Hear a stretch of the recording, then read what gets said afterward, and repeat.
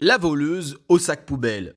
Pourquoi faire compliqué quand on peut faire simple? Noémie et Louis habitent juste en face d'une boutique qui fait à la fois office de bijouterie et de magasin d'antiquités. Un jour, ils décident de voler l'endroit et plutôt que de réfléchir à un plan élaboré, ils débarquent devant la boutique avec une chaise roulante en guise de véhicule d'évasion et un sac poubelle pour se déguiser. Là, on les voit devant la boutique et Noémie enfile son sac poubelle en tentant d'y faire des trous pour mieux y voir. Elle entre dans la boutique avec une arme blanche et immédiatement, les clients qui la voient s'enfuient par une sortie à l'arrière. Noémie hurle « Je veux tout! Donnez-moi tout !» Mais Linda, qui est la propriétaire du magasin, ne l'entend pas du tout de cette oreille. D'une main, elle se saisit de son taser et de l'autre du téléphone pour appeler la police. L'homme à tout faire du magasin, qui est beaucoup moins courageux que Linda, sort et ferme la porte pour appeler la police, laissant au passage Linda à son propre sort. Heureusement pour elle, Noémie y voit que dalle avec le sac poubelle sur la tronche et son embonpoint rend ses déplacements encore plus difficiles, ce qui facilite évidemment la vie de Linda qui peut lui échapper sans problème. Lassée de courir ou plutôt d'essayer de courir après Linda, Noémie tente de s'attaquer à ce vieil homme et c'est lui qui va la maîtriser. Je ne peux pas vous montrer la lutte, mais à la fin, Noémie termine désarmée et au sol